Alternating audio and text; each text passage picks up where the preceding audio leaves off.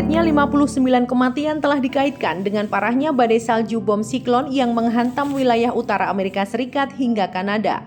Badai salju Amerika Serikat telah mencatat 55 kematian dengan 4 lainnya tewas setelah sebuah bus terguling di jalan licin di Provinsi British Columbia, Kanada, menurut laporan dari Sky News pada Selasa 27 Desember. Dari kematian di negeri Paman Sam, 25 berasal dari Erie County di negara bagian New York. Di sana, kota Buffalo telah dilanda badai salju yang parah karena salju efek danau yang membekukan. Fenomena itu terjadi sebagai dampak dari pergerakan udara dingin di atas perairan danau yang lebih hangat.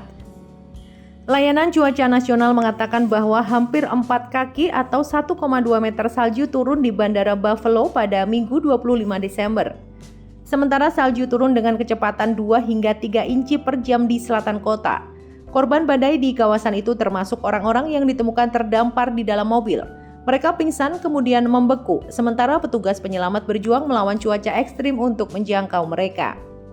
Kathy Hochul mengatakan selama akhir pekan bahwa banyak ambulans dan truk pemadam kebakaran negara bagian terjebak di salju. Departemen Kepolisian Buffalo mengunggah permohonan online mencari pemilik mobil pembersih salju untuk membantu upaya pencarian dan penyelamatan.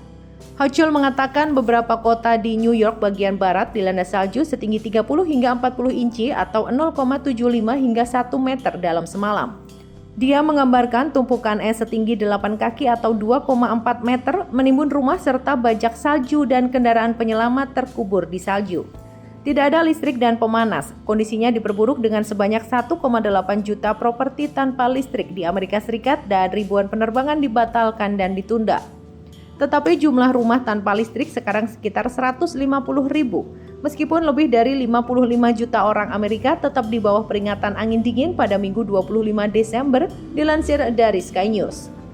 Di Kanada, setidaknya 140 ribu rumah tanpa listrik, sebagian besar di Provinsi Ontario dan Quebec.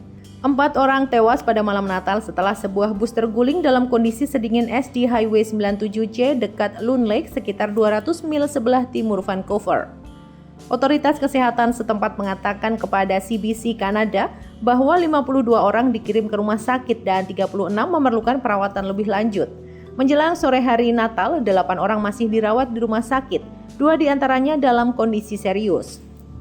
Badan Meteorologi Kanada mengatakan bahwa suhu akan tetap rendah di banyak bagian negara itu minggu ini. Yellowknife di wilayah barat laut diperkirakan akan turun hingga minus 28 derajat Celcius dalam semalam. Tetapi dengan faktor angin dingin, kondisinya bisa memburuk hingga mencapai minus 43 derajat Celcius. Ini bisa menimbulkan risiko radang dingin hanya dalam beberapa menit. Whitehorse di wilayah Yukon, Kanada diperkirakan akan turun hingga minus 30 derajat Celcius karena faktor angin dingin.